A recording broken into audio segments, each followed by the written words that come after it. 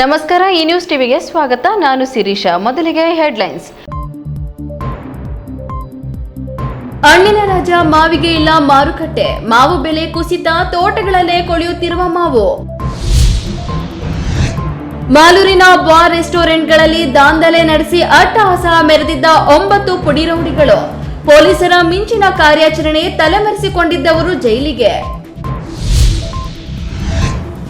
ಸರ್ಕಾರಿ ನೌಕರರಿಗೆ ಕಡ್ಡಾಯವಾಗಿ ಕರ್ತವ್ಯ ಆಪ್ ಆದೇಶ ಬೆನ್ನಲ್ಲೇ ಕೋಲಾರ ಜಿಲ್ಲಾಧಿಕಾರಿ ಡಾಕ್ಟರ್ ರವಿ ವಿವಿಧ ಸರ್ಕಾರಿ ಕಚೇರಿಗಳಿಗೆ ಅನಿರೀಕ್ಷಿತ ಭೇಟಿ, ಪರಿಶೀಲನೆ. ಚಿಕ್ಕಬಳ್ಳಾಪುರದಲ್ಲಿ ಶುರುವಾಯಿತು ರೌಡಿ ಶೀಟರ್ಗಳಿಗೆ ನಡುಕ. ಎಲ್ಲಾ ಪೊಲೀಸ್ ಠಾಣೆಗಳಲ್ಲೂ ನಡೆಯುತ್ತಿದೆ ರೌಡಿಗಳ ಪೆರೇಡ್. ಬಾಲ ಬಿಚ್ಚಿದ್ರೆ ಗಡಿಪಾರು, ಎಚ್ಚರಿಕೆ. ಗುತ್ತಿಗೆದಾರನ ಬೇಜವಾಬ್ದಾರಿತನ, ಲಿಫ್ಟ್ ನಿರ್ಮಾಣಕ್ಕೆ ತೋಡಿದ್ದ ಗುಂಡಿಗೆ ಬಿದ್ದು ಕೂಲಿ ಕಾರ್ಮಿಕರ ಮಗು ಸಾವು. ಕಟ್ಟಡ ಕಾರ್ಮಿಕರಿಗಿಲ್ಲ ಸುರಕ್ಷತೆ.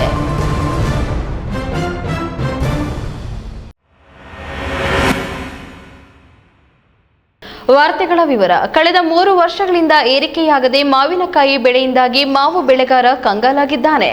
ವರ್ಷಕ್ಕೆ ಒಂದೇ ಬೆಳೆಯಾದ ಮಾವು ರೈತನನ್ನ ಕೈ ಹಿಡಿಯುತ್ತಿಲ್ಲ. ಈ ಬಾರಿ ಉತ್ತಮ ಬೆಲೆ ಸಿಗುವ ನಿರೀಕ್ಷೆಯಲ್ಲಿದ್ದ. ಆದರೆ ಮುಂಗಾರು ಮಳೆ ತಡವಾಗಿದ್ದರಿಂದ ಮಾವಿಗೆ ಬೆಲೆ ಸಿಗುತ್ತಿಲ್ಲ. ಹೊರ ರಾಜ್ಯಗಳಿಂದ ನಮ್ಮ ಮಾರುಕಟ್ಟೆಗೆ ಬರುತ್ತಿರುವ ಮಾವಿನಕಾಯಿ ಪರಿಣಾಮ ಇತ್ತ ಕಡೆ ಮಾರುಕಟ್ಟೆಯಲ್ಲೂ ಸ್ಟಾಕ್, ಅತ್ತ ಕಡೆ ರೈತನ ತೋಟಗಳಲ್ಲೂ ಖಾಲಿಯಾಗದೆ ಕೊಳೆಯುತ್ತಿದೆ.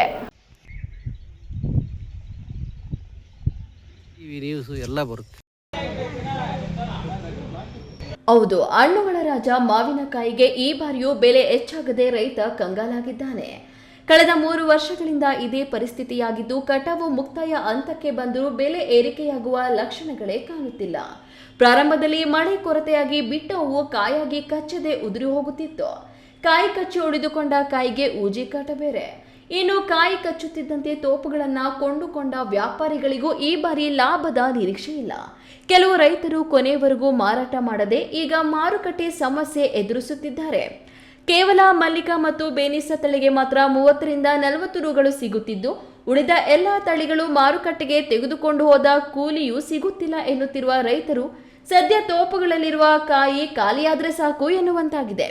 ಇಷ್ಟೊತ್ತಿಗೆ ಕಟಾವಾಗಿ ಮಾರುಕಟ್ಟೆಗೆ ಹೋಗಬೇಕಾಗಿದ್ದ ಮಾವಿನಕಾಯಿ ಇನ್ನು ತೋಟಗಳಲ್ಲಿಯೇ ಕೊಳೆಯುತ್ತಿವೆ. ನಮ್ಮಲ್ಲೇ ಬೇಕಾದಷ್ಟು ಮಾವಿನಕಾಯಿ ಬೆಳೆಯುತ್ತಿದ್ರೂ ನಮ್ಮ ಮಾರುಕಟ್ಟೆಗೆ ತಮಿಳುನಾಡು, ಆಂಧ್ರ ಪ್ರದೇಶಗಳಿಂದ ಮಾವಿನಕಾಯಿ ಬರುತ್ತಿರುವುದರಿಂದ ಬೆಲೆ ಏರಿಕೆ ಆಗಿಲ್ಲ ಅಂತ ವ್ಯಾಪಾರಿಗಳು ಹೇಳುತ್ತಿದ್ದಾರೆ. 2 ತಿಂಗಳಿಂದ ಮಳೆ ಇಲ್ಲ, ರೇಟು ಡೌನ್ ಇತ್ತು. ಈಗ ಒಂದು ಸ್ವಲ್ಪ ಮೂವ್ ಆಗಿದೆ. ಮಲ್ಲಿಕ ಒಂದು ಸ್ವಲ್ಪ ರೇಟ್ ಇದೆ, ಯಾವುದು ರೇಟ್ ಇನ್ನೂ ಇಲ್ಲ. ಮೇನು ಮಳೆ ಇಲ್ಲ. ಮಳೆ ಬಿದ್ದಿದ್ರೆ ಒಂದು ಸ್ವಲ್ಪ ಇದಾಗ್ತಾ ಇತ್ತು. ವೀಟಿಂದ ಯಾರು ತಿಂತಾ ಇಲ್ಲ. ಸೇಮ್ ಸ್ವಲ್ಪ ಹೆಚ್ಚು ಕಮ್ಮಿ, 5 ರೂಪಾಯಿ ಹೆಚ್ಚು ಕಮ್ಮಿ ಇದೆ, ತೊಂದರೆ ಇಲ್ಲ. 5 ರೂಪಾಯಿ ಹೆಚ್ಚು ಕಮ್ಮಿ ಇದೆ, ರೇಟ್ ತೊಂದರೆ ಇಲ್ಲ. ಮಳೆ ಇಲ್ಲ ಮೇಯ್ನು.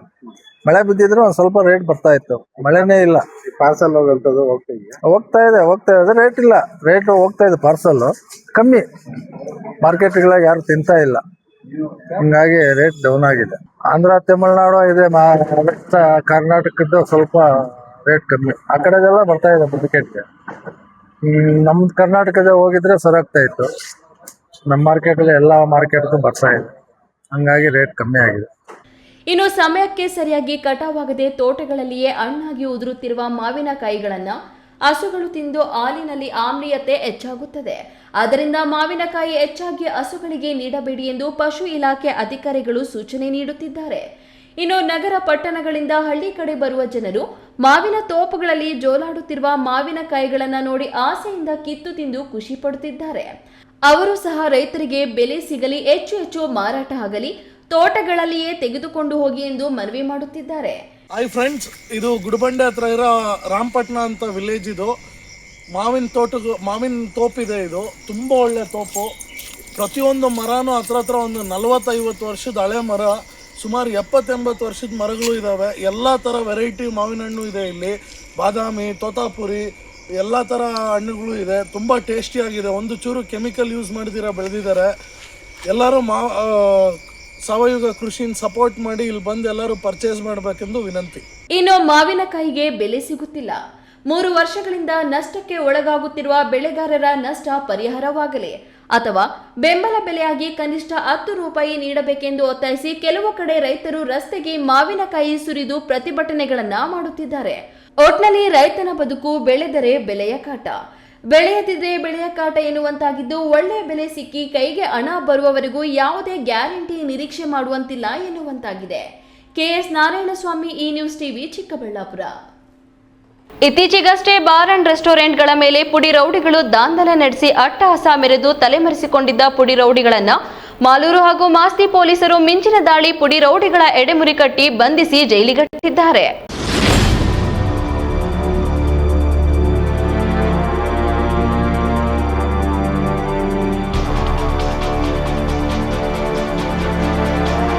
ಮಾಲೂರು ತಾಲೂಕಿನಲ್ಲಿ ತೊರ್ಲಕ್ಕಿ ಗ್ರಾಮದಲ್ಲಿರುವ HK ಬಾರ್ ಅಂಡ್ ರೆಸ್ಟೋರೆಂಟ್ ಹಾಗೂ ಮಾಸ್ತಿ ಗ್ರಾಮದ MS ಬಾರ್ ಅಂಡ್ ರೆಸ್ಟೋರೆಂಟ್ ಮೇಲೆ ಪುಡಿ ರೌಡಿಗಳು ದಾಂಧಲೆ ನಡೆಸಿ ಲಕ್ಷಾಂತರ ರು ಮೌಲ್ಯದ ಮದ್ಯವನ್ನ ನಾಶಪಡಿಸಿ ತಲೆಮರೆಸಿಕೊಂಡಿದ್ದ ಪುಡಿ ರೌಡಿಗಳನ್ನು ಬಂಧಿಸುವಲ್ಲಿ ಪೊಲೀಸರು ಯಶಸ್ವಿಯಾಗಿದ್ದಾರೆ.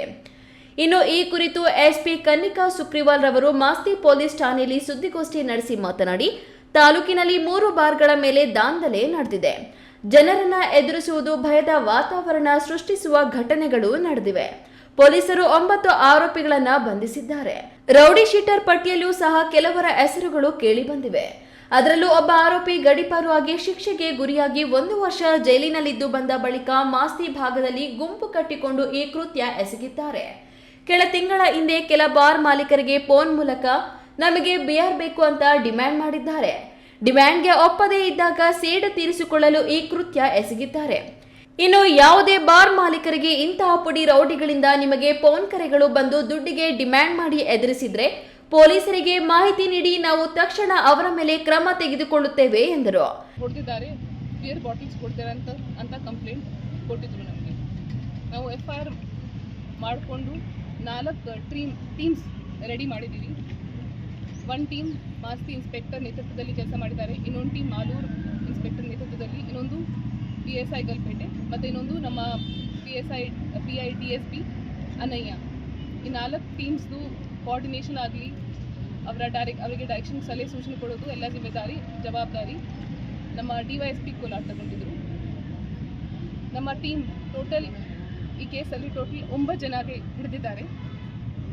ASI ಬಾಬು, ಠಾಣಾ ಲೇಖಕರು ಕೃಷ್ಣಮೂರ್ತಿ, ರಾಜೇಶ್, ನಿಖಿಲ್ ರವರು ಉತ್ತಮ ಕಾರ್ಯಾಚರಣೆ ನಡೆಸಿ ಆರೋಪಿಗಳನ್ನು ಬಂಧಿಸುವಲ್ಲಿ ಯಶಸ್ವಿಯಾದರು. ಈ ಸಂದರ್ಭದಲ್ಲಿ DYSP V Krishnappa, Masti police ಠಾಣೆಯ inspector Om Prakash Gowda, Malur inspector Ramappa Guther, Galpete sub inspector Vittal, Masti ಠಾಣೆಯ ಕೃಷ್ಣಮೂರ್ತಿ, ಸಿಬ್ಬಂದಿ ಸುಧಾಕರ್, ರಾಜೇಶ್, ನಿಖಿಲ್ ಸೇರಿದಂತೆ ಇನ್ನಿತರರು ಹಾಜರಿದ್ದರು. ಕೇಶವ್, ಈ ನ್ಯೂಸ್ ಟಿವಿ, ಮಾಲೂರು. ಮುಖ್ಯಮಂತ್ರಿ DK ಶಿವಕುಮಾರ್ ಅವರ ನಿರ್ದೇಶನದಂತೆ ರಾಜ್ಯಾದ್ಯಂತ ಸರ್ಕಾರಿ ನೌಕರರು ಕಡ್ಡಾಯವಾಗಿ ಕರ್ತವ್ಯ ಆಪ್ ಬಳಸಬೇಕೆಂಬ ಆದೇಶದ ಬೆನ್ನಲ್ಲೇ ಕೋಲಾರ ಜಿಲ್ಲಾಧಿಕಾರಿ ಡಾಕ್ಟರ್ ರವಿ ಅವರು ಜಿಲ್ಲಾಡಳಿತ ಭವನದಲ್ಲಿರುವ ವಿವಿಧ ಸರ್ಕಾರಿ ಕಚೇರಿಗಳಿಗೆ ಅನಿರೀಕ್ಷಿತ ಭೇಟಿ ನೀಡಿ ಪರಿಶೀಲನೆ ನಡೆಸಿದ್ರು. ಈ ವೇಳೆ ಕಚೇರಿಗಳಲ್ಲಿನ ಅವ್ಯವಸ್ಥೆ ಹಾಗೂ ಸಿಬ್ಬಂದಿಯ ಗೈರು ಹಾಜರಿ ಕಂಡು ತೀವ್ರ ತರಾಟೆಗೆ ತೆಗೆದುಕೊಂಡರು.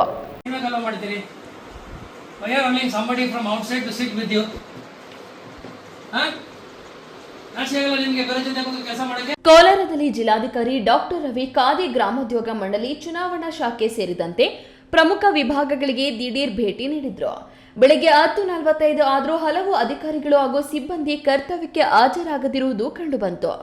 ಕಚೇರಿಯ ಖಾಲಿ ಕುರ್ಚಿಗಳನ್ನು ಕಂಡ DC ಕರ್ತವ್ಯ ಲೋಪವೆಸಗಿದ ಹಾಗೂ ಅನಧಿಕೃತವಾಗಿ ಗೈರಾದ ಸಿಬ್ಬಂದಿಗೆ ತಕ್ಷಣವೇ ಶೋಕಾಸ್ ನೋಟಿಸ್ ಜಾರಿ ಮಾಡುವಂತೆ ಮೇಲಾಧಿಕಾರಿಗಳಿಗೆ ಕಟ್ಟುನಿಟ್ಟಿನ ಆದೇಶ ನೀಡಿದ್ರು. ಅಂಬೇಡ್ಕರ್ ಅಭಿವೃದ್ಧಿ ನಿಗಮದ ಕಾರ್ಯವೈಖರಿಯನ್ನು ತಪಾಸಣೆ ಮಾಡಿದ ಡಾಕ್ಟರ್ ರವಿ ಅವರು ರಿಕವರಿ ಅಧಿಕಾರಿಗಳಿಗೆ ನೇರ ಎಚ್ಚರಿಕೆ ರವಾನಿಸಿದ್ರು. ಇದು ಸರ್ಕಾರದ ಯೋಜನೆಗಳೇ ಹೊರತು ಬ್ಯಾಂಕ್ ಯೋಜನೆಗಳಲ್ಲ. ಸರ್ಕಾರದ ಪ್ರತಿಯೊಂದು ಕಾರ್ಯಕ್ರಮಗಳನ್ನು ಕಡ್ಡಾಯವಾಗಿ ಹಾಗೂ ಜನಪರವಾಗಿ ಅನುಷ್ಠಾನಗೊಳಿಸಲೇಬೇಕೆಂದು ತಾಕೀತು ಮಾಡಿದ್ರು.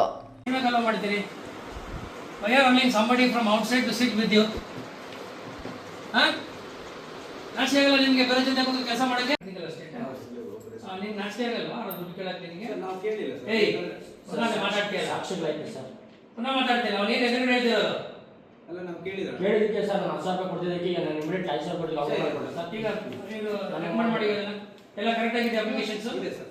ಎಲ್ಲ ರೆಕಮೆಂಡ್ ಮಾಡ್ತಿದ್ಯಾ? ಆಗಿದೆ ಸರ್, ಮಾಡಿ ರೆಕಮೆಂಡ್ ಮಾಡಿ. ಎಲ್ಲಿ ಕಳಿಸ್ತಾ ಇದೆಯಾ? ಬ್ಯಾಂಕ್ ಅಲ್ಲಿ ಫಾರ್ವರ್ಡ್ ಮಾಡಿದೀವಿ. ಯಾವಾಗ? ಇನ್ನ ಮಾಡಿಲ್ಲ. ಆಗಿದೆ ಸರ್. ಒಂದು ನಿಮಿಷ ಇದೆ, ಅವ್ರನ್ನ ಕೇಳ್ಕೊಂಡಿದ್ದೀನಿ. ಲೇಟ್ ಸರ್ ಆಯ್ತು, ನೇರ ಸಾಲ ಆನ್ಲೈನ್ ಅಲ್ವಾ? ಅಪ್ಲಿಕೇಶನ್ ಆನ್ಲೈನ್ ಮಾಡಿ ಮ್ಯಾನ್ಯುವಲ್ ಡಾಕ್ಯುಮೆಂಟ್ ಕಲೆಕ್ಟ್ ಮಾಡಿ. ಕಚೇರಿಗಳಲ್ಲಿ ಸಾರ್ವಜನಿಕರ ಕೆಲಸ ಕಾರ್ಯಗಳಿಗೆ ಮಧ್ಯವರ್ತಿಗಳ ಆವಳಿ ಹೆಚ್ಚಿರುವ ಹಾಗೂ ಲಂಚದ ಬೇಡಿಕೆ ಇಡುತ್ತಿರುವ ಬಗ್ಗೆ ಕೇಳಿಬಂದ ದೂರುಗಳನ್ನು ಗಂಭೀರವಾಗಿ ಪರಿಗಣಿಸಿದ ಜಿಲ್ಲಾಧಿಕಾರಿಗಳು ಆಡಳಿತದಲ್ಲಿ ಭ್ರಷ್ಟಾಚಾರವನ್ನು ಯಾವುದೇ ಕಾರಣಕ್ಕೂ ಸಹಿಸುವುದಿಲ್ಲ ಎಂದು ಗುಡುಗಿದ್ರು. ಆಡಳಿತದಲ್ಲಿ ಸಂಪೂರ್ಣ ಪಾರದರ್ಶಕತೆ ತರುವ ಉದ್ದೇಶದಿಂದ ಡಿಸಿ ಕಚೇರಿಯ ಮುಂಭಾಗದಲ್ಲಿ ಡಿಜಿಟಲ್ ಡಿಸ್ಪ್ಲೇ ಬೋರ್ಡ್ ಅಳವಡಿಸಲು ನಿರ್ದೇಶನ ನೀಡಿದ್ರು. ಈ ನಾಮಫಲಕದಲ್ಲಿ ಕಚೇರಿಯಲ್ಲಿ ಲಭ್ಯವಿರುವ ಸಿಬ್ಬಂದಿಯ ವಿವರ ಹಾಗೂ ಭ್ರಷ್ಟಾಚಾರ ವಿರೋಧಿ ಸಂದೇಶಗಳನ್ನು ಕಡ್ಡಾಯವಾಗಿ ಪ್ರದರ್ಶಿಸುವಂತೆ ಸ್ಪಷ್ಟಪಡಿಸಿದ್ರು. ಜಿಲ್ಲಾಡಳಿತದ ಚುಕ್ಕಾಣಿ ಹಿಡಿದಿರುವ ಡಾಕ್ಟರ್ ರವಿ ಅವರ ಈ ದಿಢೀರ್ ಭೇಟಿ ಹಾಗೂ ಕಠಿಣ ನಿಲುವು ಜಿಲ್ಲೆಯ ಸರ್ಕಾರಿ ವಲಯದಲ್ಲಿ ಸಂಚಲನ ಮೂಡಿಸಿದ್ದು ಆಡಳಿತ ಯಂತ್ರಕ್ಕೆ ಚುರುಕು ಮುಟ್ಟಿಸಿದೆ. ಸತೀಶ್, ಈ ನ್ಯೂಸ್ ಟಿವಿ, ಕೋಲಾರ. ಇದೀಗ ವಿರಾಮದ ನಂತರ ಈ ನ್ಯೂಸ್ ಟಿವಿ ಮುಂದುವರಿಯುತ್ತದೆ. ಖ್ಯಾತ ಶಸ್ತ್ರಚಿಕಿತ್ಸಾ ತಜ್ಞ ಡಾಕ್ಟರ್ ಪ್ರಶಾಂತ್ ಮೂರ್ತಿ ಸಾರಥ್ಯದಲ್ಲಿ ಆರಂಭಗೊಂಡಿದೆ ಅತ್ಯಾಧುನಿಕ ಸೌಲಭ್ಯಗಳನ್ನು ಒಳಗೊಂಡ ದಿನದ 24 ಗಂಟೆಗಳ ಕಾಲ ಕಾರ್ಯನಿರ್ವಹಿಸುತ್ತಿರುವ ಅಭಯ ಆಸ್ಪತ್ರೆಯಲ್ಲಿ ಎಲ್ಲಾ ರೀತಿಯ ಚಿಕಿತ್ಸೆಗಳು ಲಭ್ಯ. ಗುಣಮಟ್ಟದ ಆರೋಗ್ಯ ಸೇವೆಯನ್ನು ಕೈಗೆಟುಕುವ ದರದಲ್ಲಿ ಒದಗಿಸುವುದು ನಮ್ಮ ಧ್ಯೇಯ. ಚಿಕ್ಕಬಳ್ಳಾಪುರ ಜಿಲ್ಲೆಯಲ್ಲಿ ಆರಂಭಗೊಂಡಿರುವ ಈ ಆಸ್ಪತ್ರೆಯಲ್ಲಿ ಈ ಕೆಳಕಂಡ ಚಿಕಿತ್ಸೆಗಳು ಲಭ್ಯ: ತುರ್ತು ಸೇವೆ, ಜನರಲ್ ಮೆಡಿಸಿನ್, ಜನರಲ್ ಸರ್ಜರಿ, ಮಕ್ಕಳ ತಜ್ಞ ವೈದ್ಯರ ಸೇವೆ, ಎಂಡೋಸ್ಕೋಪಿ, ಮೂಳೆ ರೋಗ ತಜ್ಞರ ಸೇವೆ, ಸ್ತ್ರೀರೋಗ ತಜ್ಞರ ಸೇವೆ, gastro enterology, CT scanning, ultrasound ಹಾಗೂ ಪ್ರಯೋಗಾಲಯ ಸೇವೆಗಳು ಲಭ್ಯವಿದೆ. Looking for the perfect place for your child's bright future? Welcome to Dolphins Group of Educational Institutions, where excellence begins from the very first step. Our new Montessori program designed to nurture young minds with care and creativity. With experienced faculty, safe and reliable transport facilities, and separate secure hostel accommodation, we ensure comfort, safety, and quality education at every stage. From foundational learning to higher education, we build confidence, character, and success. Dolphins Group of Educational Institutions, empowering young minds. Admissions open now. ವಿರಾಮದ ನಂತರ ಈ news ಟಿವಿಗೆ ಸ್ವಾಗತ. ಸಮಾಜ ಸ್ವಾಸ್ಥ್ಯ ಕೆಡಿಸುವ ಕೃತ್ಯಗಳಲ್ಲಿ ಭಾಗಿಯಾಗಿ ಪದೇ ಪದೇ ಬಾಲ ಬಿಚ್ಚುವ ರೌಡಿ ಶೀಟರ್ಗಳನ್ನ ಇಂದು ಸ್ಟೇಷನ್ ಬಳಿ ಕರೆಸಿ ಫುಲ್ ಕ್ಲಾಸ್ ಮಾಡಿದ್ದಾರೆ. ಮತ್ತೆ ಏನಾದರೂ ಅಕ್ರಮ ಚಟುವಟಿಕೆಗಳಲ್ಲಿ ಭಾಗಿಯಾಗಿರುವುದು, ಯಾರ ಮೇಲಾದರೂ ತಮ್ಮ ಹಳೆ ಚಾಳಿ ತೋರಿಸುವುದೇನಾದರೂ ಮಾಡಿದ್ರೆ ಲಾಕಪ್ನಲ್ಲಿ ಹಾಕುವುದಾಗಿ ಎಚ್ಚರಿಕೆ ನೀಡಿ ಸಹಿ ಮಾಡಿಸಿಕೊಂಡು ಕರೆದಾಗಲೆಲ್ಲ ಬಂದು ಸಹಿ ಮಾಡಿ ಹೋಗುವಂತೆ ಆಯಾ ವೃತ್ತ ನಿರೀಕ್ಷಕರು ಪಿಎಸ್ಐ ಸಮ್ಮುಖದಲ್ಲಿ ಗುಣಪಾಠ ಮಾಡಿ ಕಳಿಸಿದ್ದಾರೆ.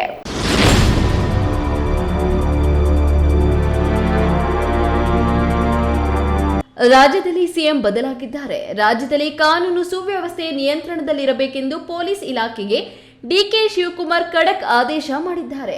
ಆ ಹಿನ್ನೆಲೆಯಲ್ಲಿ ಚಿಕ್ಕಬಳ್ಳಾಪುರ ನಗರದ ಪೊಲೀಸ್ ಠಾಣಾ ಆವರಣದಲ್ಲಿ ಇಂದು ಹಠಾತ್ ರೌಡಿ ಪೆರೇಡ್ ನಡೆಸಲಾಯಿತು.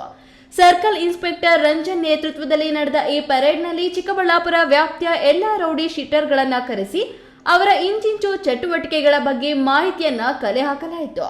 ರೌಡಿಗಳಿಗೆ ಪರೇಡ್ ನಡೆಸಿ ಮಾತನಾಡಿದ ಸರ್ಕಲ್ ಇನ್ಸ್ಪೆಕ್ಟರ್ ರಂಜನ್ ಅವರು ರೌಡಿಗಳಿಗೆ ತೀಕ್ಷ್ಣವಾದ ಭಾಷೆಯಲ್ಲೇ ಎಚ್ಚರಿಕೆ ನೀಡಿದ್ದಾರೆ. ಜಿಲ್ಲೆಯಲ್ಲಿ ಯಾವುದೇ ಕಾರಣಕ್ಕೂ ಕಾನೂನು ಸುವ್ಯವಸ್ಥೆಗೆ ಧಕ್ಕೆ ಬರಬಾರದು. ಸಾರ್ವಜನಿಕರಿಗೆ ತೊಂದರೆ ಕೊಡುವುದು, ಹಪ್ತ ವಸೂಲಿ ಅಥವಾ ಕಾನೂನು ಬಾಹಿರ ಚಟುವಟಿಕೆಗಳಲ್ಲಿ ತೊಡಗಿದ್ರೆ ಪರಿಸ್ಥಿತಿ ನೆಟ್ಟಗಿರುವುದಿಲ್ಲ ಎಂದು ಗುಡುಗಿದ್ದಾರೆ. ಅಷ್ಟೇ ಅಲ್ಲದೆ ಸುಧಾರಿಸಿಕೊಳ್ಳಲು ಒಂದು ಕೊನೆಯ ಅವಕಾಶವನ್ನು ಪೊಲೀಸರು ನೀಡಿದ್ದಾರೆ. ನಾವು ಎಲ್ಲರ ಮೇಲೂ ಕಣ್ಣಿಟ್ಟಿದ್ದೇವೆ. ಇನ್ಮುಂದೆ ಯಾರಾದರೂ ಮತ್ತೆ ಅಪರಾಧ ಕೃತ್ಯಗಳಲ್ಲಿ ಭಾಗಿಯಾದರೆ ನೇರವಾಗಿ ಗೂಂಡಾ ಕಾಯ್ದೆ ಅಡಿಯಲ್ಲಿ ಜೈಲಿಗೆ ಕಳುಹಿಸುತ್ತೇವೆ. ಮುಂದಿನ 2-3 ತಿಂಗಳು ನಿಮ್ಮ ನಡವಳಿಕೆಯನ್ನ ನಾವು ಸೂಕ್ಷ್ಮವಾಗಿ ಅಬ್ಸರ್ವ್ ಮಾಡ್ತೀವಿ. ಯಾರು ಒಳ್ಳೆಯವರಾಗಿ ಬದಲಾಗ್ತಾರೋ ಅವರ ಮೇಲಿರೋ ಕೇಸ್ ಕ್ಲೋಸ್ ಮಾಡ್ತೀವಿ.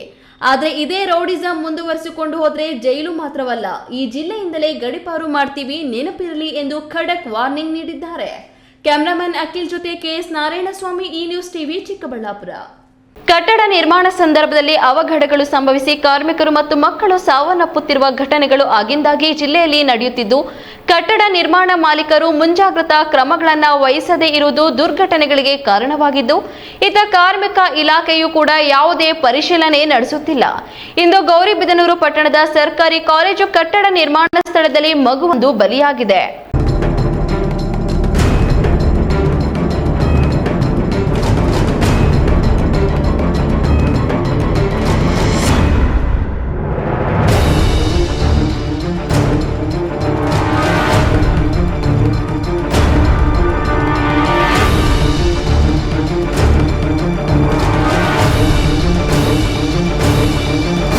ಗೌರಿಬಿದನೂರು ನಗರದ ಸರ್ಕಾರಿ ಪ್ರಥಮ ದರ್ಜೆ ಕಾಲೇಜಿನ ಹಿಂಭಾಗದಲ್ಲಿ ನಿರ್ಮಾಣವಾಗುತ್ತಿರುವ ಹೊಸ ಸರ್ಕಾರಿ ಕಟ್ಟಡ ಕಾಮಗಾರಿಯಲ್ಲಿ ಸಂಭವಿಸಿದ ದುರ್ಘಟನೆಯಲ್ಲಿ 1.5 ವರ್ಷದ ಮಗು ಸಾವಿಗೀಡಾಗಿರುವ ದುರ್ಘಟನೆ ನಗರ ಪೊಲೀಸ್ ಠಾಣಾ ವ್ಯಾಪ್ತಿಯಲ್ಲಿ ಸಂಭವಿಸಿದೆ. ಕಾರ್ಮಿಕರಾಗಿ ಕೆಲಸ ಮಾಡುತ್ತಿದ್ದ ರಾಜಪಾಲ್ ಹಾಗೂ ಶ್ವೇತ ದಂಪತಿಯ ಮಗಳಾದ ಪಲ್ಲವಿ ಮೃತಪಟ್ಟಿದ್ದಾಳೆ. ಲಿಫ್ಟ್ ನಿರ್ಮಾಣಕ್ಕಾಗಿ ಅಗಲವಾದ ಗುಂಡಿಯನ್ನು ತೋಡಲಾಗಿದ್ದು, ಇತ್ತೀಚಿನ ಮಳೆಯಿಂದಾಗಿ ಅದರಲ್ಲಿ ಸಾಕಷ್ಟು ನೀರು ತುಂಬಿಕೊಂಡಿತ್ತು. ಆದರೆ ಅಪಾಯಕಾರಿಯಾದ ಆ ಗುಂಡಿಯ ಸುತ್ತ ಯಾವುದೇ ಸುರಕ್ಷತಾ ಬೇಲಿ, ಎಚ್ಚರಿಕೆ ಫಲಕ ಅಥವಾ ರಕ್ಷಣಾ ವ್ಯವಸ್ಥೆ ಕಲ್ಪಿಸಿಲ್ಲ ಎಂಬ ಆರೋಪ ಕೇಳಿಬಂದಿದೆ. ಆಟವಾಡುತ್ತಿದ್ದ ವೇಳೆ ಮಗು ಪಲ್ಲವಿ ಆ ನೀರು ತುಂಬಿದ್ದ ಗುಂಡಿಗೆ ಜಾರಿ ಬಿದ್ದ ಪರಿಣಾಮ ಮೃತಪಟ್ಟಿದ್ದಾಳೆ ಎಂದು ತಿಳಿದು ಬಂದಿದೆ.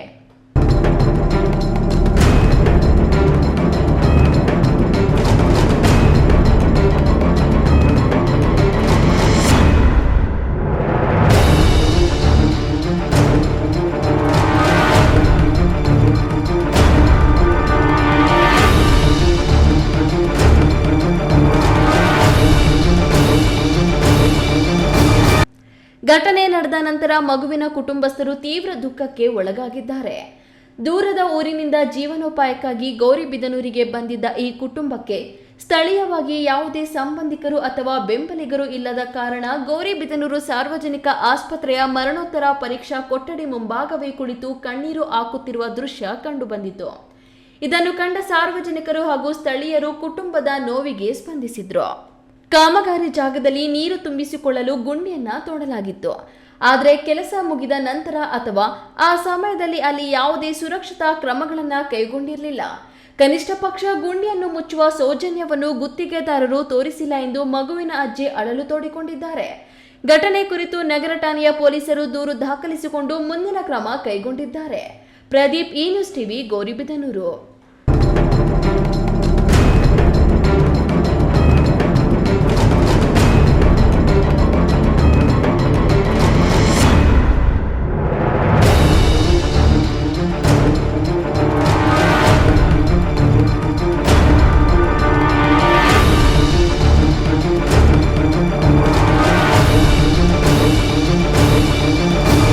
ಇತ್ತೀಚಿನ ದಿನಗಳಲ್ಲಿ ಕೃಷಿ ವೆಚ್ಚಗಳು ಹೆಚ್ಚಾಗುತ್ತಿರುವುದು ಹಾಗೂ ಹವಾಮಾನ ವೈಪರೀತ್ಯಗಳಿಂದ ಬೆಳೆ ನಷ್ಟದ ಆತಂಕ ಎದುರಾಗುತ್ತಿರುವ ಹಿನ್ನೆಲೆಯಲ್ಲಿ ಮಿಶ್ರ ಬೆಳೆ ಪದ್ಧತಿ ರೈತರಿಗೆ ಉತ್ತಮ ಲಾಭದಾಯಕವಾಗುತ್ತಿದೆ ಎಂದು ಗ್ರಾಮ ಪಂಚಾಯಿತಿ ಮಾಜಿ ಸದಸ್ಯನಾಗಿ MBA ಮಾಡಿಕೊಂಡಿರುವ ಯುವ ಕೃಷಿಕ ರಘು ತಿಳಿಸಿದರು.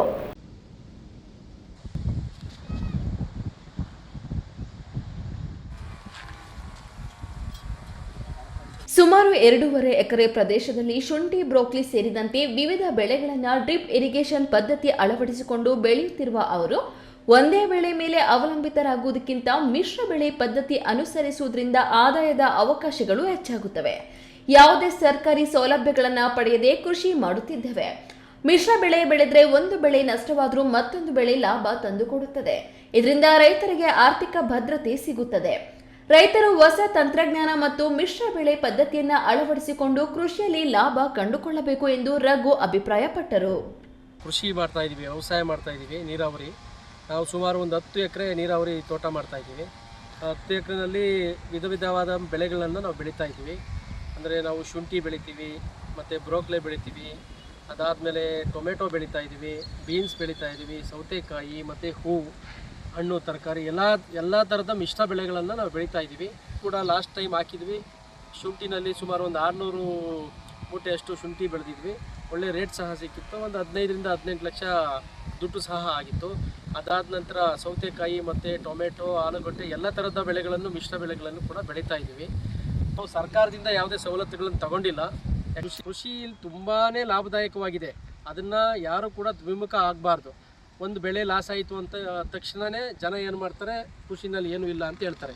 ಮಿಶ್ರ ಬೆಳೆ ಬೆಳೆದ್ರೆ ಖಂಡಿತವಾಗ್ಲೂ ಕೃಷಿನಲ್ಲಿ ತುಂಬಾ ಡೆವಲಪ್ಮೆಂಟು, ತುಂಬಾ ಲಾಭ ಸಿಗುತ್ತೆ. ಮಾರುಕಟ್ಟೆಯಲ್ಲಿ ಉತ್ತಮ ಬೇಡಿಕೆ ಇರುವ ಶುಂಠಿ, ಬ್ರೋಕೊಲಿ ಹಾಗೂ ಇತರೆ ತೋಟಗಾರಿಕಾ ಬೆಳೆಗಳನ್ನು ಬೆಳೆಯುವುದರಿಂದ ಕಡಿಮೆ ಜಾಗದಲ್ಲಿಯೇ ಹೆಚ್ಚಿನ ಆದಾಯ ಗಳಿಸಲು ಸಾಧ್ಯವಾಗುತ್ತಿದ್ದು, ಮಿಶ್ರ ಬೆಳೆ ಪದ್ಧತಿ ಕೃಷಿಯನ್ನ ಲಾಭದಾಯಕವಾಗಿಸುವ ಪ್ರಮುಖ ಮಾರ್ಗವಾಗಿದೆ ಎಂದು ಮಾಹಿತಿ ನೀಡಿದರು. ಹೈದರ್ ಸಾಬ್, ಈ ನ್ಯೂಸ್ ಟಿವಿ, ದೇವನಹಳ್ಳಿ. ವಿಶ್ವದ ಅತಿದೊಡ್ಡ ಆವಿಷ್ಕಾರ ಅಂದ್ರೆ ಅದು ಸಹಕಾರ ನಾಗರಿಕತೆ. ಇವತ್ತಿನ ಏಳಿಗೆ ಅಭಿವೃದ್ಧಿಯಾಗಿರುವುದೇ ಸಹಕಾರದಿಂದ. ಸಹಕಾರ ದೇಶ ಸಂಸ್ಥೆ ವಿಜ್ಞಾನ ತಂತ್ರಜ್ಞಾನ ಬೆಳೆಸಿದೆ. ಅದರ ಒಂದು ಭಾಗವಾಗಿ ರೆಡ್ ಕ್ರಾಸ್ ಸಂಸ್ಥೆಯೂ ಒಂದಾಗಿದೆ. ಚಿಕ್ಕಬಳ್ಳಾಪುರ ಶಾಖೆಯು ಅನೇಕ ಶಿಬಿರಗಳನ್ನು ಸಂಘಟಿಸಿ ಸಾವಿರಾರು ಜೀವ ಉಳಿಸಲು ರಕ್ತ ನೀಡಿ ಸಹಕಾರ ನೀಡಿದೆ. ಸೇವೆ ಅಧಿಕಾರ ಅಲ್ಲ, ಅದು ತಮ್ಮ ಜವಾಬ್ದಾರಿ ಎಂದು ಭಾವಿಸಬೇಕು ಎಂದು ಜಿಲ್ಲಾಧಿಕಾರಿ ಪ್ರಭು ತಿಳಿಸಿದರು.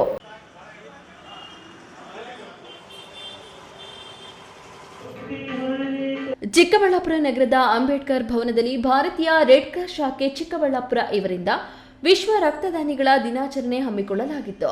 ಕಾರ್ಯಕ್ರಮ ಉದ್ಘಾಟಿಸಿ ಮಾತನಾಡಿದ ಜಿಲ್ಲಾಧಿಕಾರಿ ಪ್ರಭು, ತುರ್ತು ಸಂದರ್ಭ ಬಂದರೆ ರಕ್ತವೇ ಜೀವದಾನ. ಅಂತಹ ಜೀವದಾನದ ಮಹತ್ತರ ಕಾರ್ಯವನ್ನ ರೆಡ್ ಕ್ರಾಸ್ ಸಂಸ್ಥೆ ಮಾಡುತ್ತಿದೆ. ರೆಡ್ ಕ್ರಾಸ್ ಮಾನವೀಯ ಸಂಸ್ಥೆಯಾಗಿದೆ. ರಕ್ತ ನೀಡುವುದು ಸಮಾಜ ಸೇವೆಗಿಂತ ದೊಡ್ಡ ಸೇವೆ.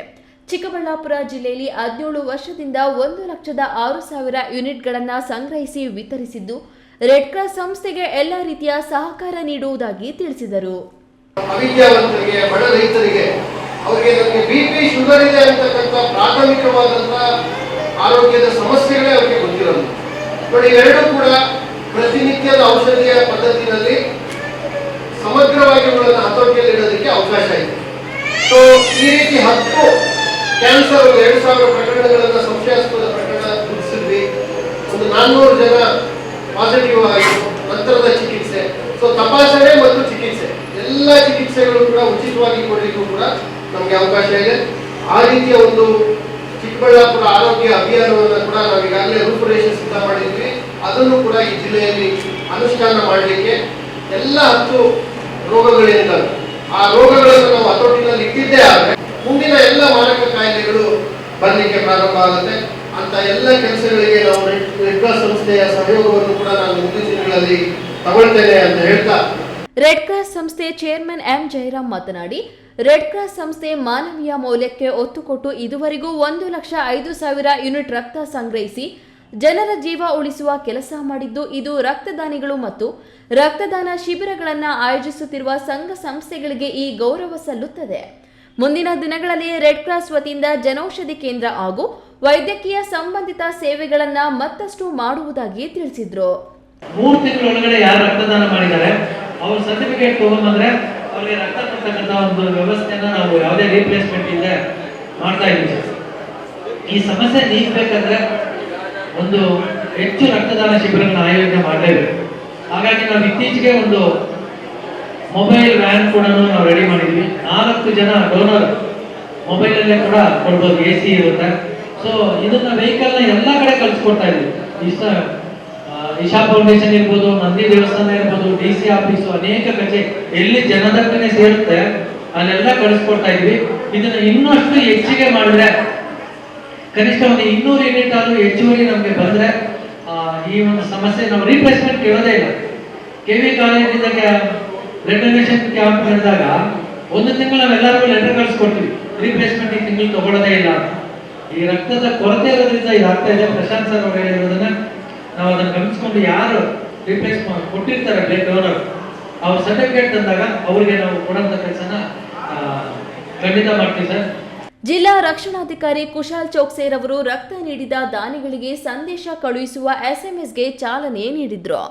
ಈ ವೇಳೆ ಅತಿ ಹೆಚ್ಚು ಬಾರಿ ರಕ್ತ ನೀಡಿದ 3 ಜನ ರಕ್ತದಾನಿಗಳಿಗೆ ಹಾಗೂ ರಕ್ತದಾನ ಶಿಬಿರಗಳನ್ನು ಸಂಘಟಿಸಿ ರಕ್ತ ಸಂಗ್ರಹಿಸಿಕೊಟ್ಟ ಸಂಘ ಸಂಸ್ಥೆಗಳ ಮುಖಂಡರು, ಕಾಲೇಜು ಕ್ಯಾಂಪಸ್ನ ಮುಖ್ಯಸ್ಥರಿಗೆ ಸನ್ಮಾನಿಸಿ ಗೌರವಿಸಲಾಯಿತು. ವೇದಿಕೆಯಲ್ಲಿ AC Ashwin, GT Raju, doctor Thippeswamy, BB Krishna, Kodirangappa ಇತರರು ಇದ್ದರು. ಕ್ಯಾಮರಾಮನ್ ಅಖಿಲ್ ಜೊತೆ KS ನಾರಾಯಣಸ್ವಾಮಿ, ಈ ನ್ಯೂಸ್ ಟಿವಿ ಚಿಕ್ಕಬಳ್ಳಾಪುರ.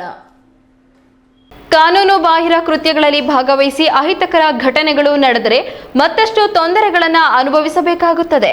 ದೌರ್ಜನ್ಯಗಳು ಮಾಡಿದರೆ ಲಾಠಿ ರುಚಿ ತೋರಿಸಿ ಬುದ್ಧಿ ಹೇಳಬೇಕಾಗುತ್ತದೆ ಎಂದು ರೌಡಿ ಶೀಟರ್ಗಳಿಗೆ ಸರ್ಕಲ್ ಇನ್ಸ್ಪೆಕ್ಟರ್ ಎಂ ಶ್ರೀನಿವಾಸ್ ಖಡಕ್ ವಾರ್ನಿಂಗ್ ನೀಡಿದ್ದಾರೆ.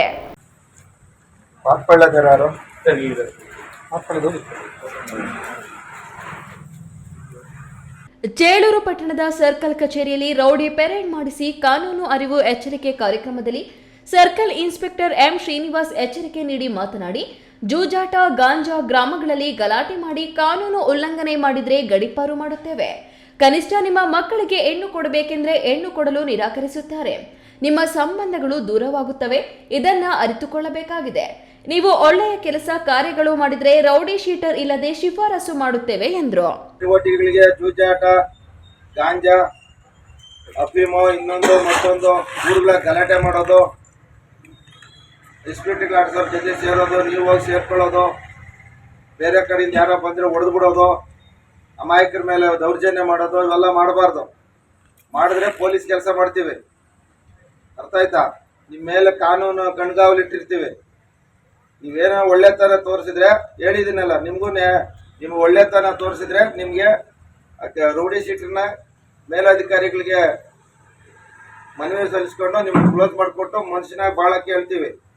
ನೀವು ಒಬ್ಬ ಸಾಮಾನ್ಯ ಮನುಷ್ಯರಂತ ಇರಬೇಕು. ಪೊಲೀಸ್ ಸ್ಟೇಷನ್ ಹೇಳ್ತಾರೆ ಬಂದು ನಿಂತ್ಕೊಂಬಾರ್ದು. ನೋಡಿ, ಅವ್ರು ವಯಸ್ಸಾದ್ರೂ ಕೂಡ ಬಿಡಲ್ಲ. ಕಾನೂನು ಸಂವಿಧಾನ ವಯಸ್ಸಾದ್ರೂ ಕೂಡ ಬಿಡೋದಿಲ್ಲ. ಗೊತ್ತಾಯ್ತಾ? ನೀವು ಒಳ್ಳೆತನ ತೋರಿಸಿದ್ರೆ ನಿಮ್ಮನ್ನು ಗುಣ ನಡತೆ ಪ್ರಕಾರ ನೋಡಿ ನಿಮ್ಮನ್ನೆಲ್ಲ ಒಳ್ಳೆಯರಿದ್ದಾರೆ ಅಂತ ಹೇಳ್ಬಿಟ್ಟು ಸಬ್ ಇನ್ಸ್ಪೆಕ್ಟರ್ ಕಡೆಯಿಂದ ಸಬ್ಮಿಟ್ ಮಾಡಿಸಿ ಮೇಲಧಿಕಾರಿಯಿಂದ ಕ್ಲೋಸ್ ಮಾಡಿಸ್ಕೊಡ್ತೀವಿ. ನೀವು ಒಳ್ಳೆತನ ಇಲ್ಲ ಅಂತಂದ್ರೆ ಹಿಂಗೆ ನಡೀತಾ ಇರ್ತದೆ. ಆಮೇಲೆ ಜಾಸ್ತಿ ಮಾಡಿದ್ರೆ ಗಡಿಪಾರು ಕೂಡ ಮಾಡ್ಬೇಕಾಗ್ತದ. ರೌಡಿ ಪರೇಡ್ನಲ್ಲಿ ಚೇಳೂರು ಪಿಎಸ್ಐರಾದ ಗಣೇಶ್, ಸೈಯದ್ ಅನ್ಸರ್, ಎಎಸ್ಐ ವೆಂಕಟೇಶ್, ಮುಖ್ಯ ಪೇದೆ ಮಂಜುನಾಥ್, ಠಾಣಾ ಲೇಖಕ ಕೃಷ್ಣಪ್ಪ, ನಂದೀಶ್ ಹಾಜರಿದ್ರು. ಜೆವಿ ಚಲಪತಿ, ಈ ನ್ಯೂಸ್ ಟಿವಿ, ಚೇಳೂರು. ಚಿಕ್ಕಬಳ್ಳಾಪುರ ಜಿಲ್ಲೆಯಾದ್ಯಂತ ರೈತರ ಜ್ವಲಂತ ಸಮಸ್ಯೆಗಳಾದ ವಿದ್ಯುತ್ ಖಾಸಗೀಕರಣ, 70 ವರ್ಷಗಳಿಂದ ಉಳುಮೆ ಮಾಡಿಕೊಂಡು ಬರುತ್ತಿರುವ ಸಾಗುವಳಿ ಭೂಮಿಯನ್ನ ಅರಣ್ಯ ಇಲಾಖೆಯಿಂದ ವಶಕ್ಕೆ ಪಡೆಯುತ್ತಿರುವುದು, ತಮಗೆ ಬೇಕಾದವರಿಗೆ ಮಾತ್ರ ಸಾಗುವಳಿ ಚೀಟಿ ನೀಡುತ್ತಿರುವ ಅಧಿಕಾರಿಗಳು, ರಸಗೊಬ್ಬರ ಸಮಸ್ಯೆ, ಪೆಟ್ರೋಲ್ ಡೀಸೆಲ್ ಬಾಟಲಿಗಳಿಗೆ ನೀಡದೆ ತೊಂದರೆ ನೀಡುತ್ತಿರುವ ನಿರ್ಧಾರ, ನೀರಾವರಿ ಸಮಸ್ಯೆಗಳನ್ನು ಬಗೆಹರಿಸಬೇಕೆಂದು ಒತ್ತಾಯಿಸಿ ಪುಟ್ಟಣ್ಣಯ್ಯ ಬಣದ ರಾಜ್ಯ ರೈತ ಸಂಘ ಪ್ರತಿಭಟನಾ ಮೆರವಣಿಗೆ ನಡೆಸಿ ಎಸಿ ಕಚೇರಿ ಮುಂದೆ ಧರಣಿ ನಡೆಸಿದರು. ರೈತ ವಿರೋಧಿ ರೈತರನ್ನ ತಿರುಗಾಡಿಸುವಂತ ತಾಲೂಕು ದಂಡಾಧಿಕಾರಿಗಳಿಗೆ ಹೇಳಿದ್ದಾರೆ.